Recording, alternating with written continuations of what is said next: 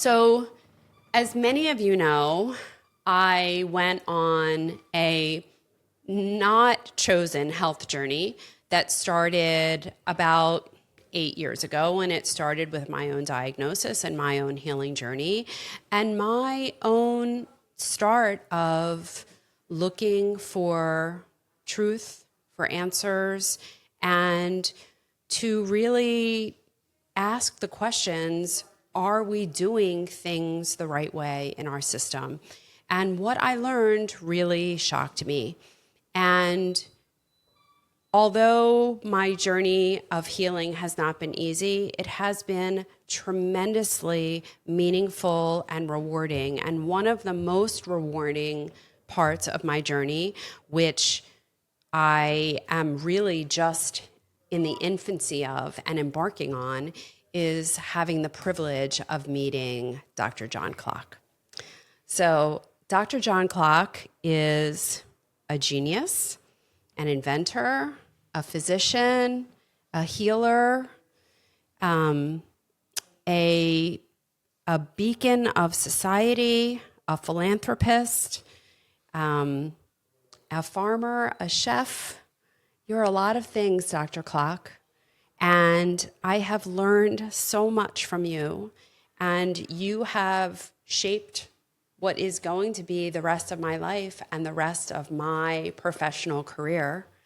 And you're really an amazing man who I want people to know you and to know your story because it's a really important one to tell. So, start us off a little bit. First of all, welcome. I'm so delighted to have you here at Perfection Imaging, and to be able to showcase what I have done with your technology. But I'd like you to start off by telling people how you got involved in this world. I mean, you started off as a medical oncologist, but you really were an inventor at heart from a very early age. Well, thank you, Jen. It's nice to be here. I don't like to be the focus of anything. I know you and don't. The first thing I will say is that there's so many people that I have worked with over the last 40 years of developing medical companies, so many people that have really come alongside, and I just don't want to take too much credit for this because, working with smart people is very important. And so I just want to make sure that people understand that this is not all about me. Right. It's all about a group of people. And even at this stage, it takes a village. Takes a lot of people, and I'll come to some of those. Hopefully, won't be able to leave anybody out, but it all started when I left the University of California to start medical companies a long time ago. We're talking 50 years now. So some of the first biotechnology companies started in the San Francisco Bay Area I was involved with. Got to meet some really great people, and I also got to understand how important the business side of things, the investment side, the people that want to build companies, how important they are in what is happening here at Perfection Imaging. So I would say I've always been involved in developing and helping to develop disruptive technologies, which are hard because people don't like disruption. No, they don't. I've been focused on women and children that whole time, including rare disease companies and radiology companies. So I think that this particular thing is really my last company, I think. I've been working on it for more than 15 years, and the reason I've been working so long and put so much of my time and energy into it is that this is really important. 75% of the people in the world have no medical imaging. The imaging that's available is fairly expensive and only really, possible in high-end companies and high-end facilities. Just to give you an example, The Mayo Clinic has more MRI scanners than the entire country of Canada. Oh my God, is that true? And, all of this technology is focused on these high-end hospital systems. So this technology, which is an imaging technology, not just a breast imaging technology, but this will image bones and joints and whole bodies of newborn creatures, and really was developed because it's important to move imaging ahead. And just to give you some validation, the National Cancer Institute gave us $20 million to develop this, so they felt it was important. This is not my personal idea. And it came out of oil exploration technology. And without going into any kind of technical depth, the image quality is 40 times that of the best MRI in the world. It's 20 times better than X-ray or mammography. And it's inexpensive and totally 100% safe. So this is what attracted me to this whole technology. And I think that, it's important to understand that it took a lot of time, a lot of money, a lot of energy, and a lot of people to bring this forward. And the real joy for me right now is that we have a company called Canon Medical Imaging, or Canon. It's a very important Japanese company, and they are taking a serious look at helping to sell this on a much broader basis. So that's a great validation for what we're doing. And it was really the purpose of my dream, because to get this to people, to women around this country and to women around the world, it requires a lot of help from companies like Canon. So that's the history of it. And I'm just very, very happy to be here. Just diving a little deeper, because you said that it really wasn't your idea to start this and to kind of fulfill this need. Why did the NIH come to you? What was their goal? Well, the gentleman at the NIH who directed all medical imaging at the National Cancer Institute, his wife had breast cancer. He also was the chief technical person for Alan Carmack at MIT, who developed the CT scanner. So he saw very early on that this technology could actually replace something that he'd helped invent. And I think that, just to be not sour grapes, but just to let you know that we applied for grants for the National Cancer Institute many times. Those grants were all rejected by academic people. And this gentleman, whose name was Houston Baker, he would sort of remove those grants from the rejection pile and move it into the acceptance pile. So really it's Houston's energy and enthusiasm and really perception about what this could do that enabled this technology to be developed. So we're very grateful to him and to the National Cancer Institute. And what was the goal from the onset? Well, I think that, it's hard to talk about this without sounding negative or sounding critical, but, medical imaging is not safe. Recent study was just published a couple of weeks ago by the University of California showing that CT scans, imaging cause 5% of all the cancers in the United States. There's studies done of hundreds of thousands of children in England showing that CT scans in small children and infants also increase the risk of cancer. I mean, there's radiation involved in these, and there's chemicals involved in these. So inherently, although the medical imaging is wonderful and it saves lives and it helps people and all the rest of that, it can be improved. And it's like all technology. it will be improved. And so this is part of just the evolutionary process of seeing modern computers and software.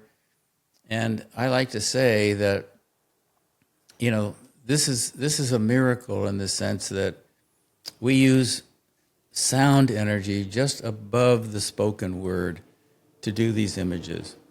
We do not use radiation or chemicals or, positrons or, X-rays or anything like that. So this is really revolutionary. So it's inherently safe, and it's inherently,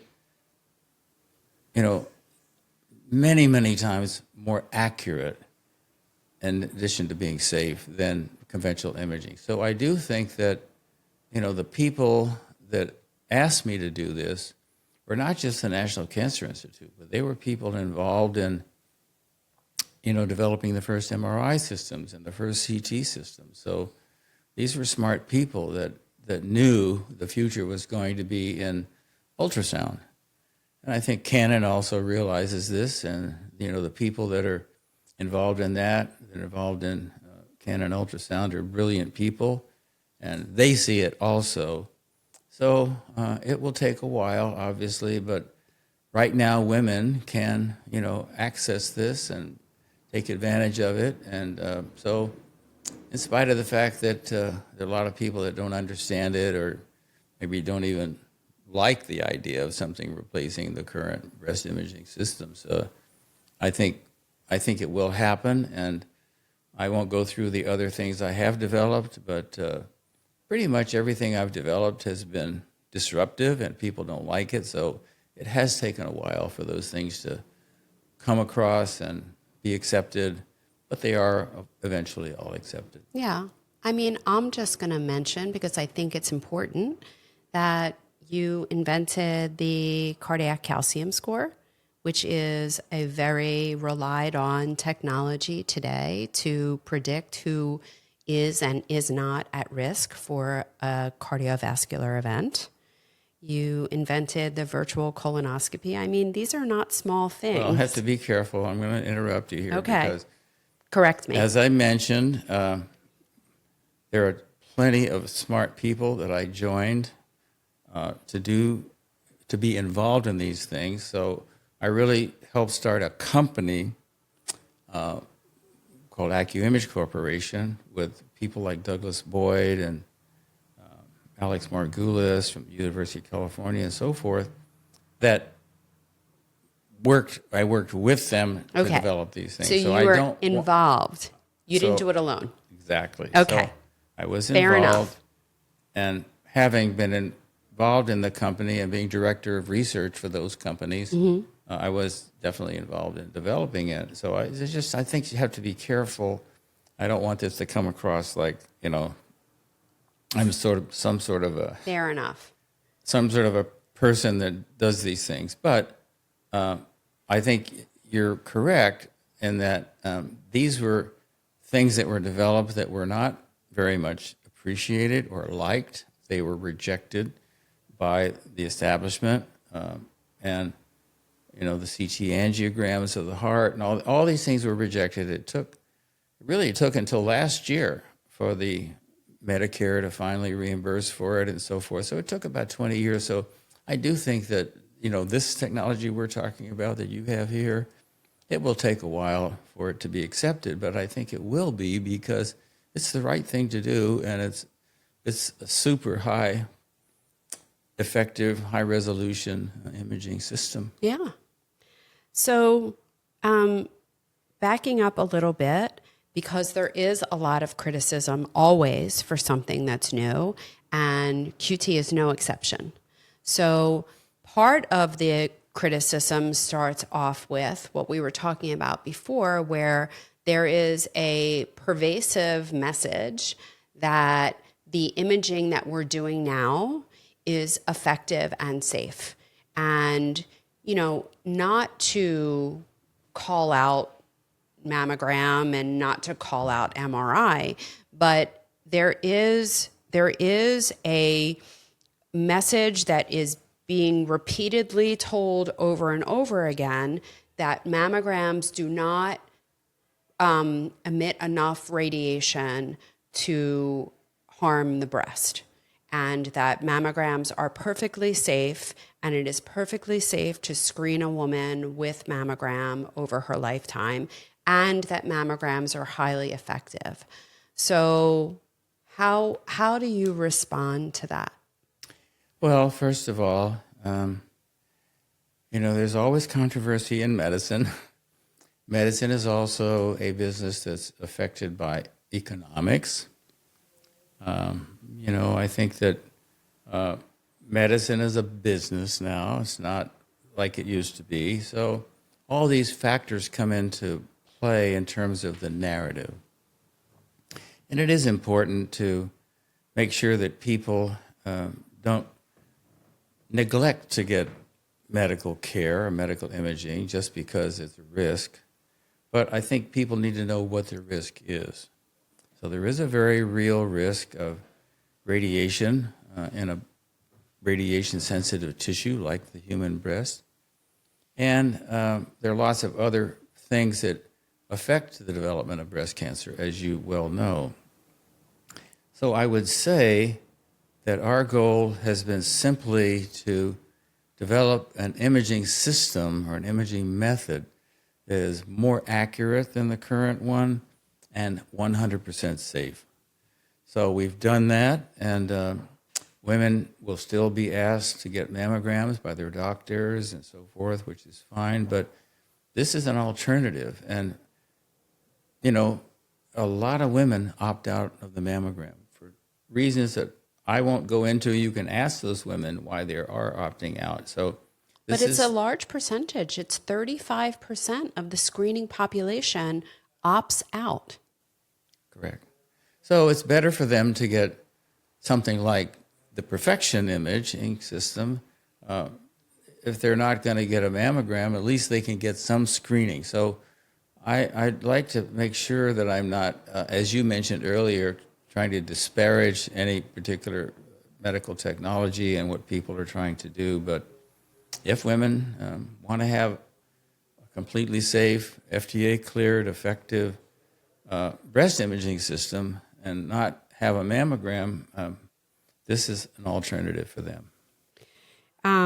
Another one of the criticisms, and I appreciate you saying that, because even if we did nothing more than appeal to the women who are not using mammogram for whatever the reason, for those women who have opted out of that part of screening, we can offer them an alternative which is 100% safe.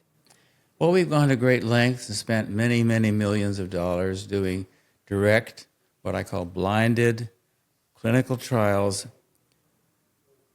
testing Perfection imaging against digital mammography, digital breast tomosynthesis, MRI.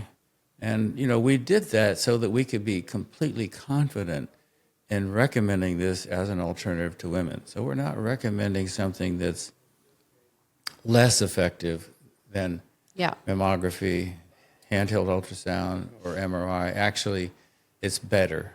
And we have proven that with tests. So I don't think I need to defend it in the sense of not having objective, blinded clinical trials. We've done those things. So I think women can, they can have the mammogram as fine, but they can have an alternative that's also safe and effective. Yeah. And in the spirit of what you've been talking about from the beginning, those clinical trials were done with QT imaging before I was even involved or in the picture. So those blinded trials and head-to-head trials where you were actually doing the QT imaging at the same time that you were doing mammograms, at the same time that you were doing MRIs, and I'm assuming ultrasounds. Yes. And just looking at the raw data of what picked everything up.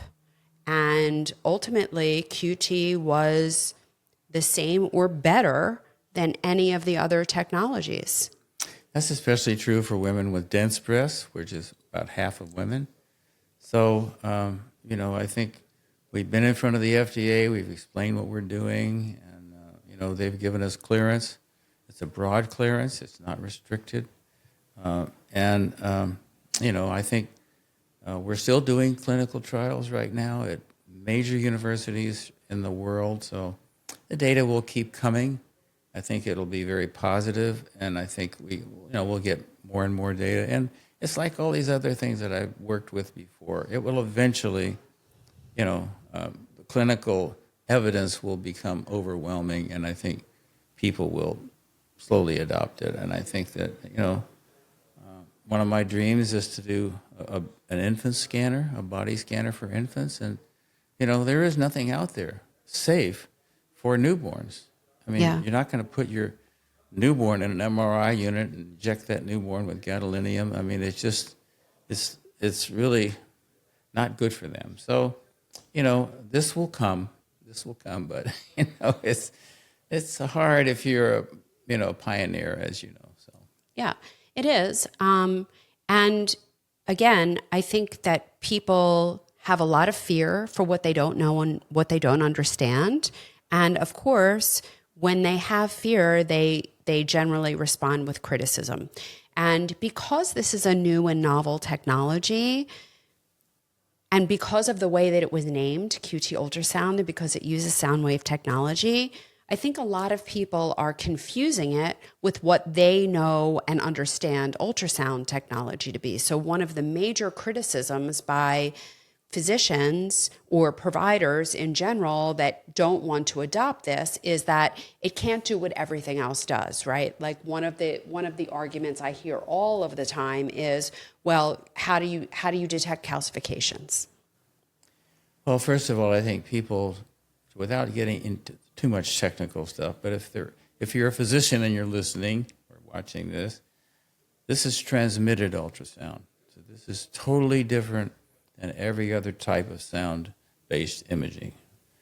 And number two, it acquires or gathers 200,000 times more data than a mammogram or an MRI. So it's extremely accurate, and it does hundreds of thousands of times more calculations from many more angles than any other type of imaging.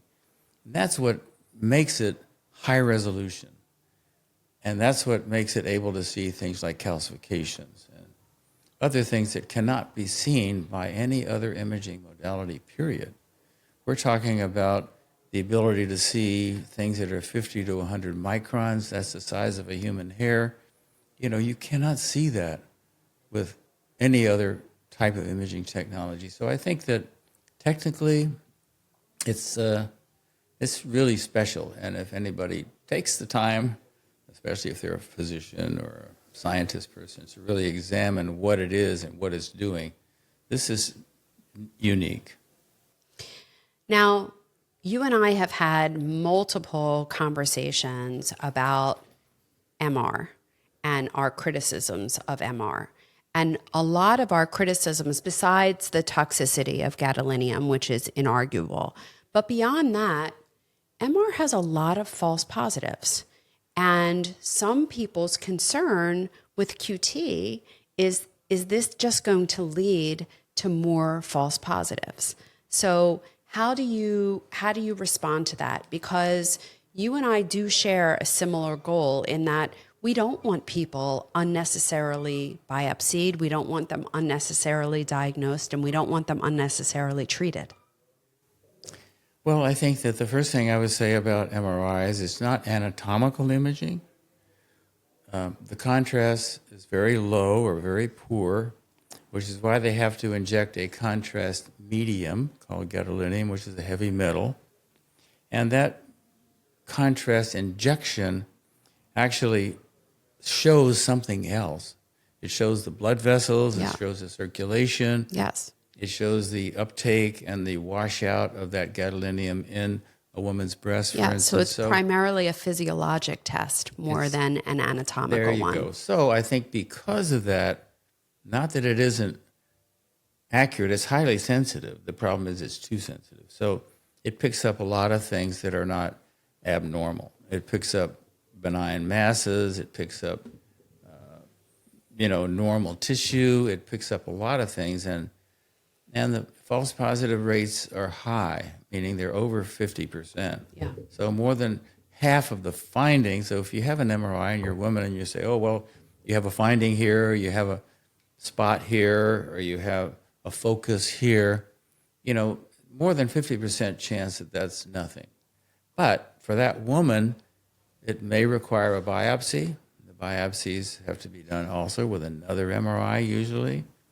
And, they take a long time, they're painful, they're expensive, and so forth. So, yes, and I think one of the things that the FDA has asked us to do is try to reduce the callbacks and reduce the false positives. And we have shown that in clinical trials, in head-to-head clinical trials. So I do think that we're trying to, improve the quality of medical imaging. And so one of the things that people need to understand, if they're going to have things like MRI done, they have to understand what the false negatives and what the false positives are, what the risks are, and they need to make their decision.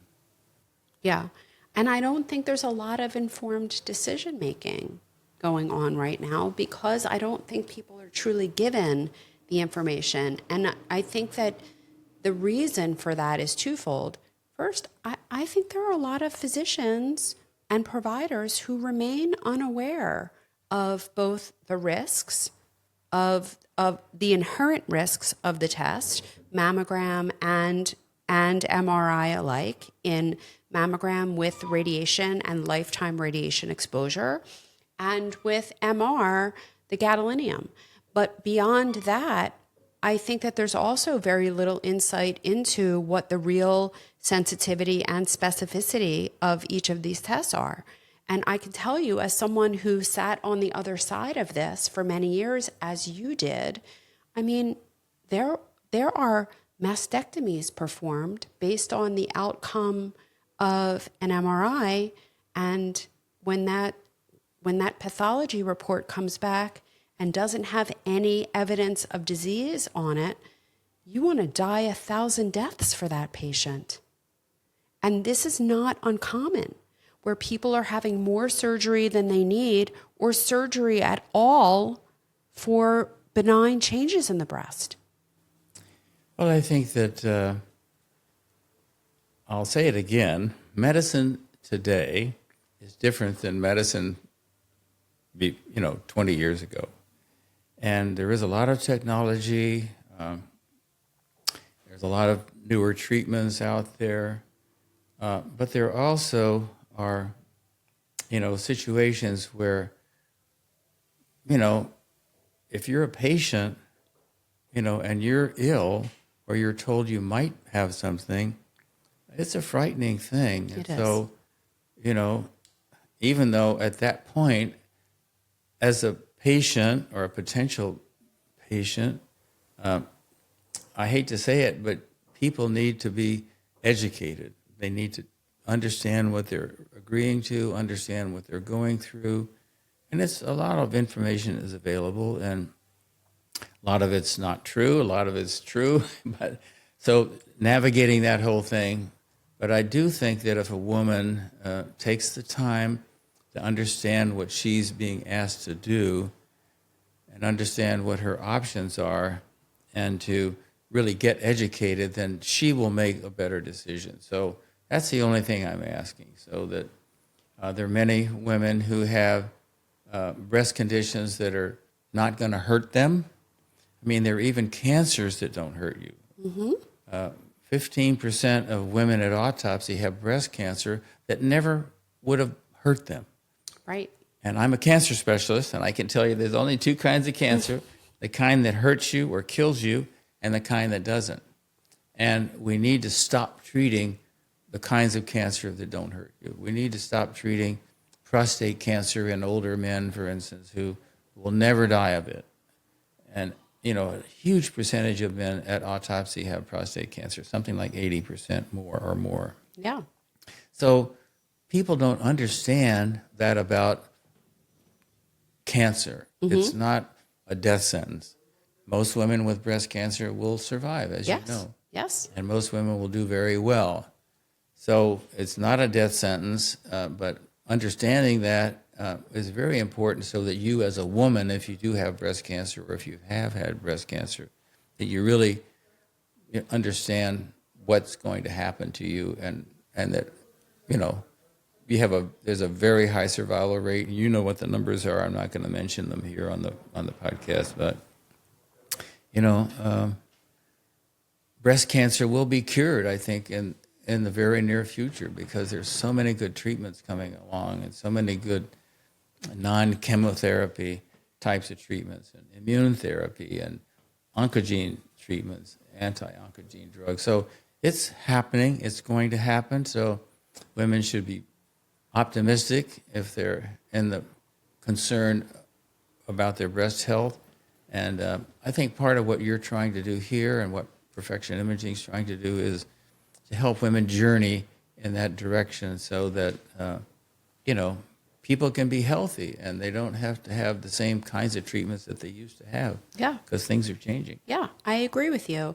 And at the same time, we are not in any way saying that cancer isn't a horrible disease, because it certainly can be. And we are not in any way saying that no one dies of breast cancer or prostate cancer. Of course they do. But fortunately, it's the minority. And the majority of people can and will be cured of that disease.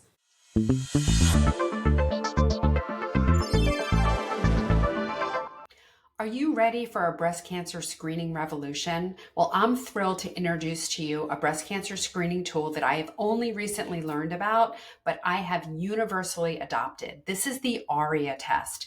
This groundbreaking at-home breast cancer screening test is one that I believe will completely change the game. So imagine a screening test that's as simple as shedding a tear, because that's ARIA. It's a non-invasive, convenient, and perfect for all bodies and all breasts. Dense breasts, implants, no problem. ARIA makes it clear for everyone, even women as young as 30. ARIA is backed by over a decade of clinical trials, thousands of samples, and it's developed alongside top breast health experts. Here's how it works. You collect a tear sample at home, and then ARIA then analyzes it for protein biomarkers that can signal early breast cancer. And the best part, you get a consultation with a breast health specialist to review your results. Now, ARIA isn't replacing breast imaging. I am using it alongside QT. It's complementing it and giving you a fuller picture of your breast health. Knowledge is power, and ARIA is putting that power back in your hands. It's time to take control of your breast health, and ARIA is another way of doing it. Go to aria.care, AURIA.care, and use my code DrJen20 in capitals, DRJENN 20, to get 20% off. Back to our show.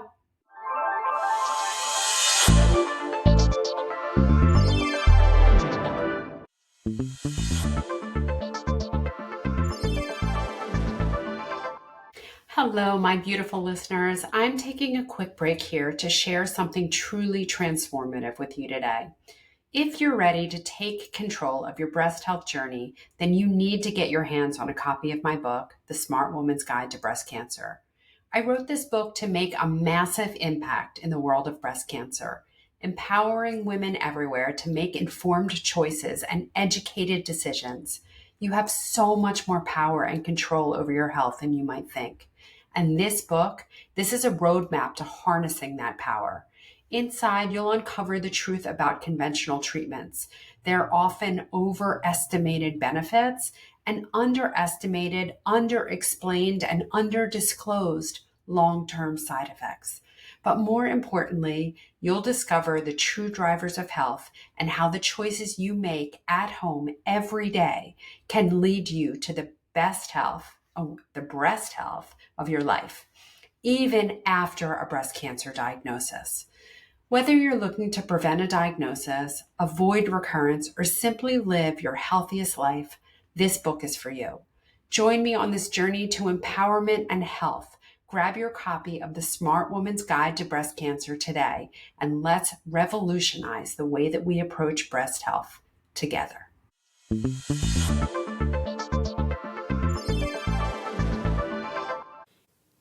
So I want to continue to kind of dispel some of the negative narrative around QT, because every day there's more and more as I gain more stronghold, I tend to collect more critics. So I read on my Instagram page a couple of days ago that one of the criticisms was, well, it's FDA cleared, but not FDA approved. There's a big difference. Can you clarify what that difference is? That's a misconception and Yes. a misstatement. The FDA uses the word approve for drugs, only drugs. Yes. They use the word cleared, which is cleared for marketing, for devices. Yes. So, just so that everybody here knows, almost all medical imaging is done with an FDA clearance off-label. In other words, if you have a CT scanner or an MRI scanner, you can use it for whatever you want. It's cleared as safe.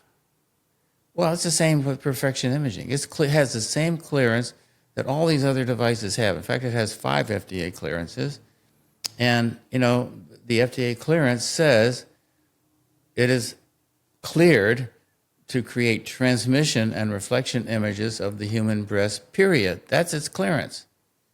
There's no restrictions. They say in the second sentence it's not intended to replace the mammogram, but that doesn't mean it can't be done that way. It's up to the woman to decide if she wants to have a mammogram or not, but it's not restricted. It's 100% safe. It's much safer than a mammogram. I don't think anybody would argue that it's not safer. I mean, for heaven's sakes. Yeah. There's no radiation. It's certainly safer than MRI. There's no injection. So why would someone object to something that's 100% safe?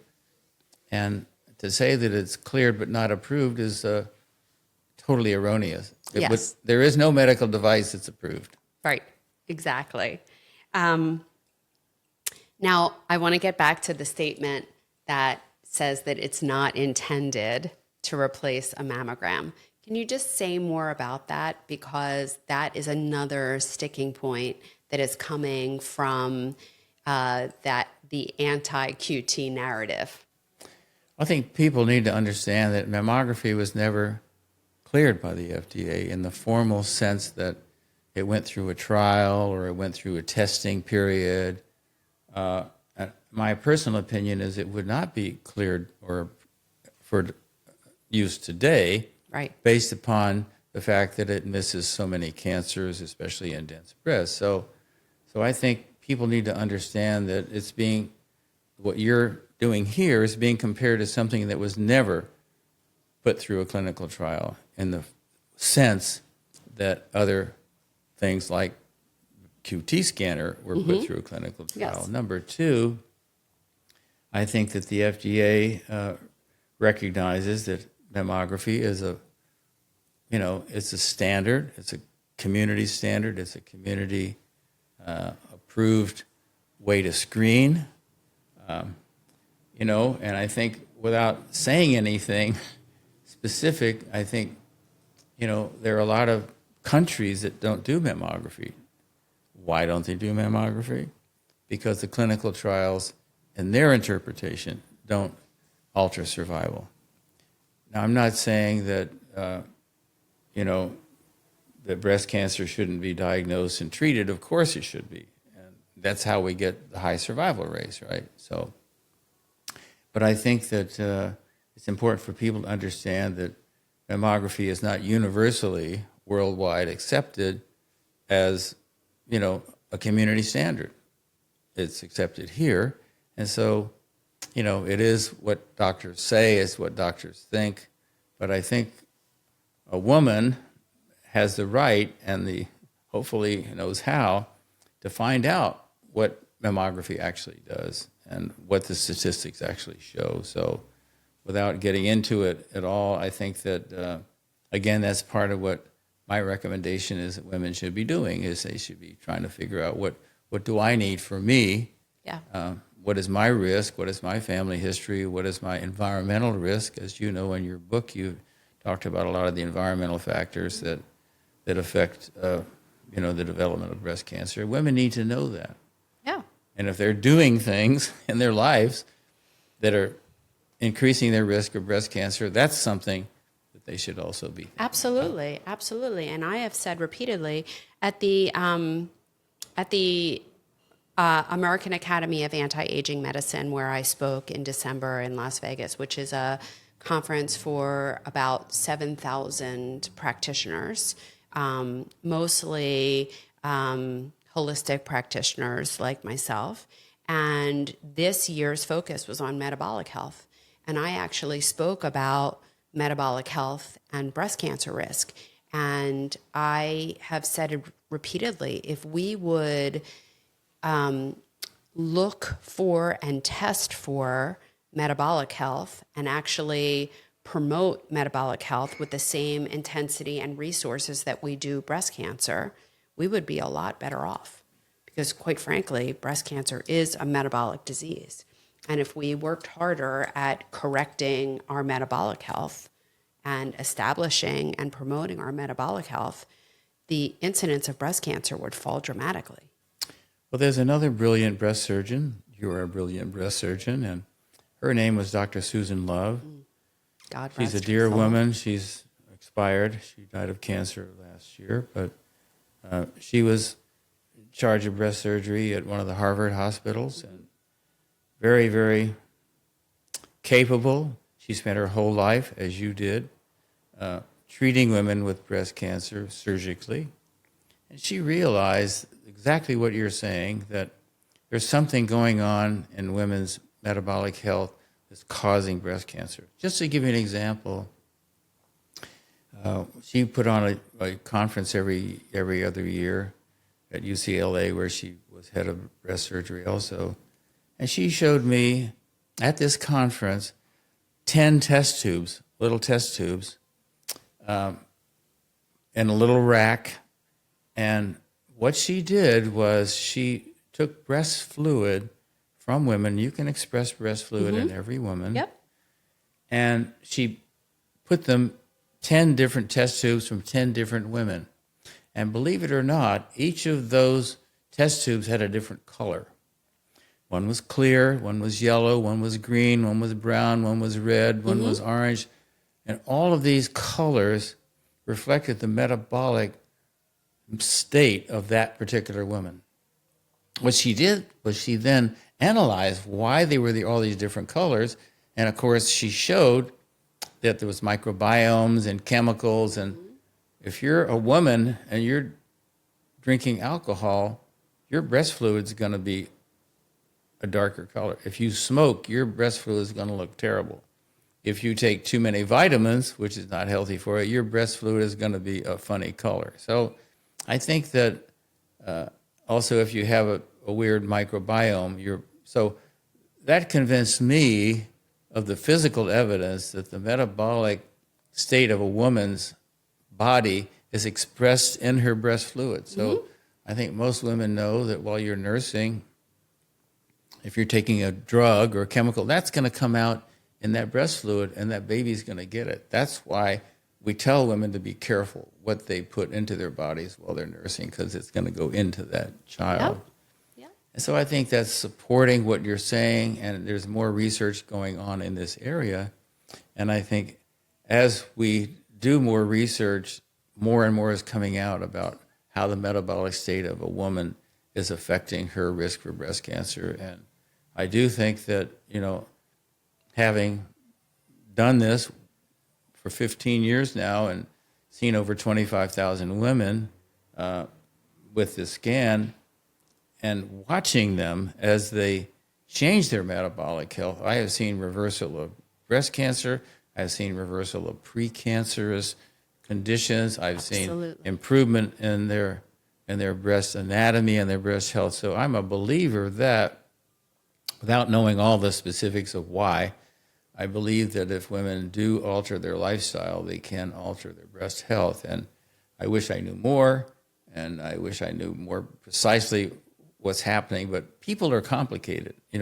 their metabolism is related to their genes and what they're eating and what they're doing and their How stress they're levels. moving and they're sleeping and their Exactly. exposures. So It's all of complicated. it without question. But I think we are getting closer to answers and to be able to predict who might be at risk and who isn't. I mean, I know for me, of course, I believe in QT technology, but for me, it's just one piece of the picture. And, you know, we're examining everyone that comes in for a scan. And I also encourage people to do their own breast examination. But I'm also having everyone do the ARIA tears test because that is measuring for two inflammatory proteins, the S100A8 and S100A9 proteins, that when they reach a critical level, that person is at increased risk for breast cancer. It's not a breast cancer test. It's not diagnostic of breast cancer. But if you have a critically clinically relevant result, if you have a clinically positive result, that person is at risk for breast cancer. Well, one of the good things about the perfection imaging system, it's not just a breast cancer detection system. It's a breast health test.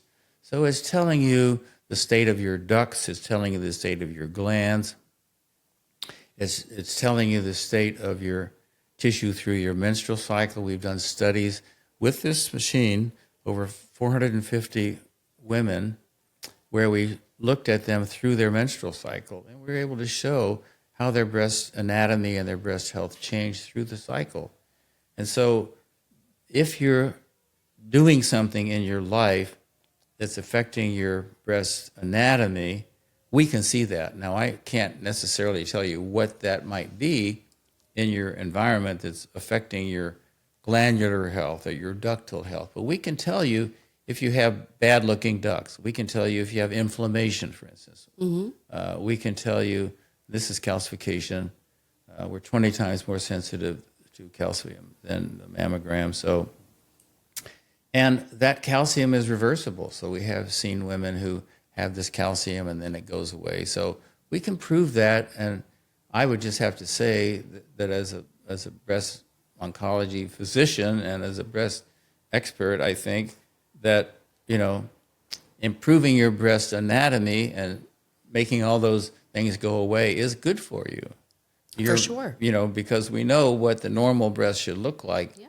And most women do not have normal breast tissue. They have something going on in their system that's related to our environment and our culture and stress and whatever, all the things that you talk about. Yeah. Well, and we know, just statistically speaking, less than 10% of Americans are metabolically sound. Less than 10%.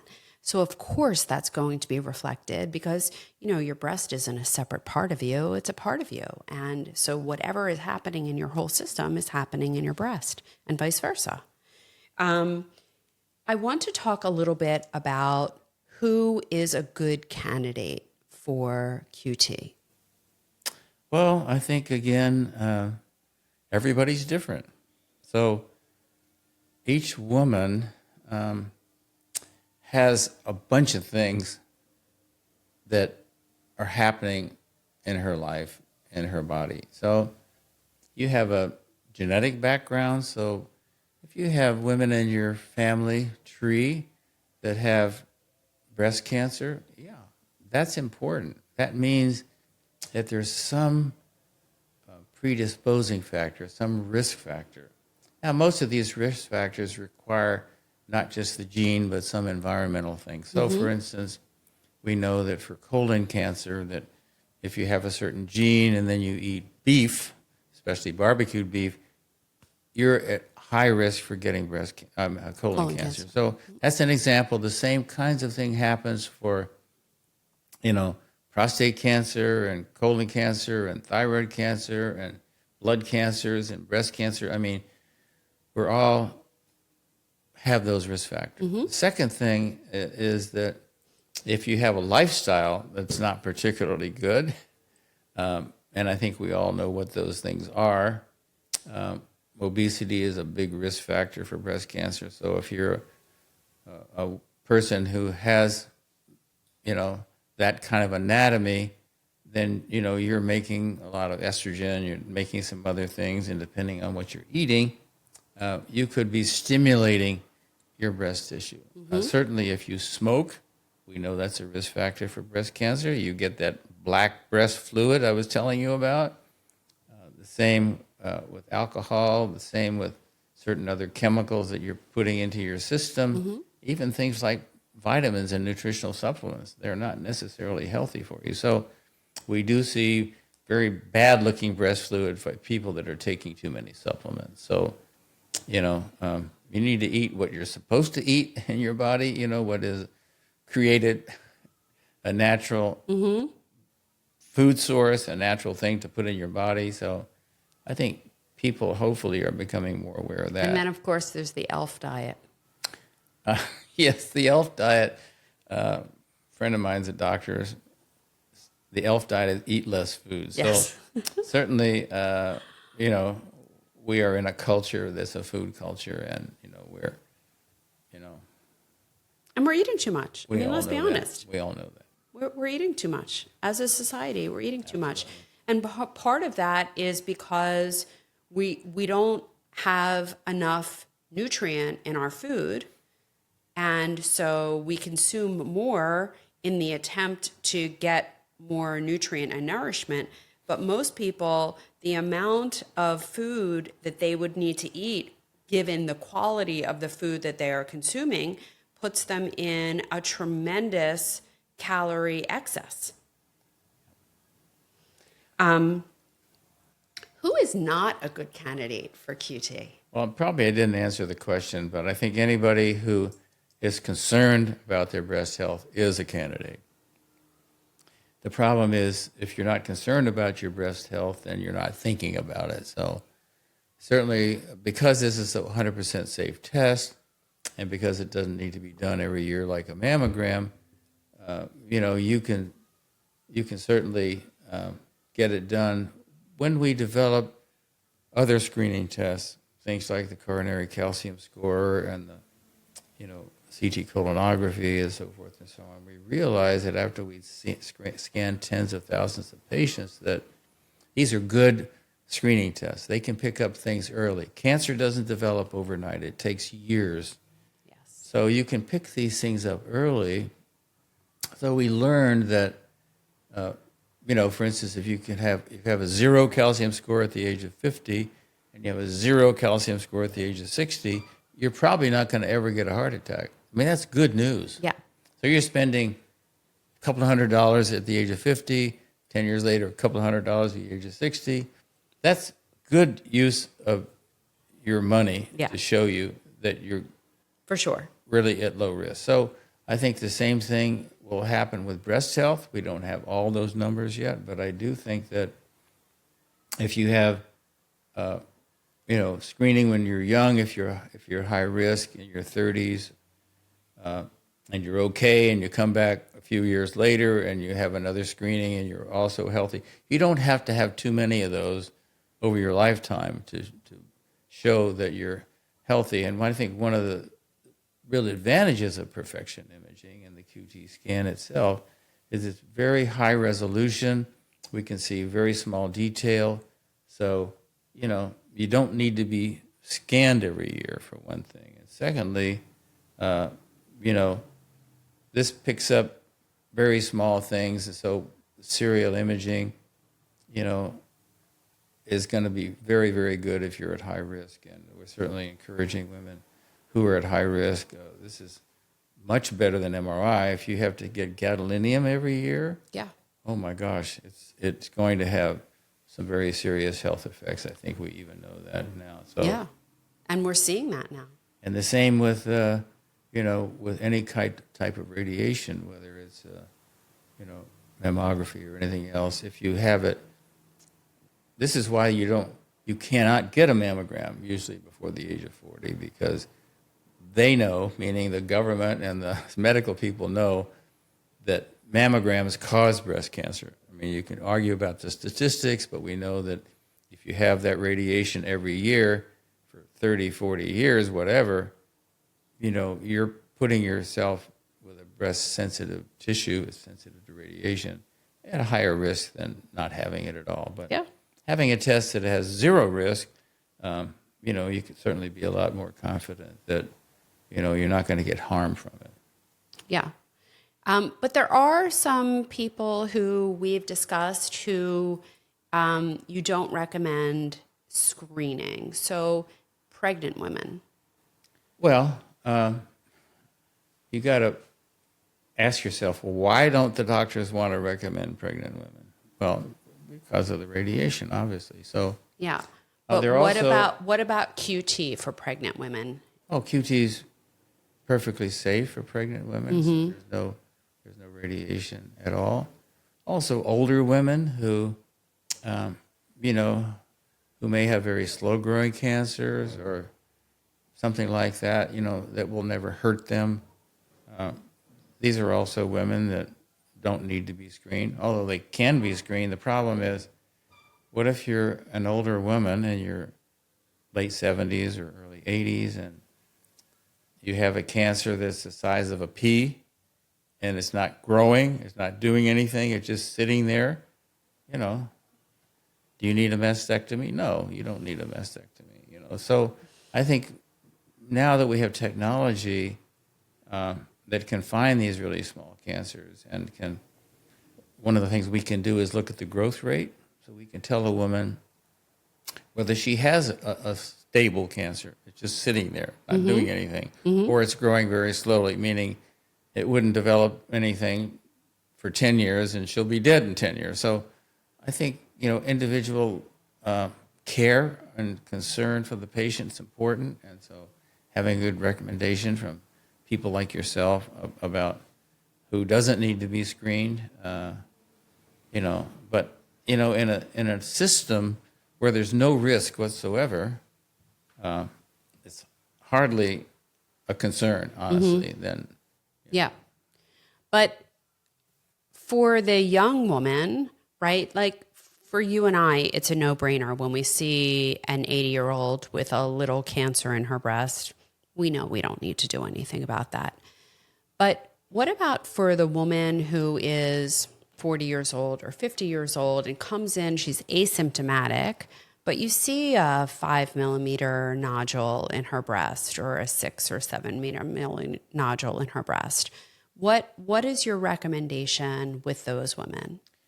Well, I think you have to understand that most women will survive breast cancer because when they find that lump, that 80 or 85% of the women that it's just going to be that lump and not going to be anywhere else, those are the women that will be cured with a lumpectomy or cryoablation, which is a needle injection, or something like that. But don't forget, there are two kinds of breast cancer: the kind that doesn't kill you and the kind that kills you. And unfortunately, there are some breast cancers that develop very early, that spread very early. And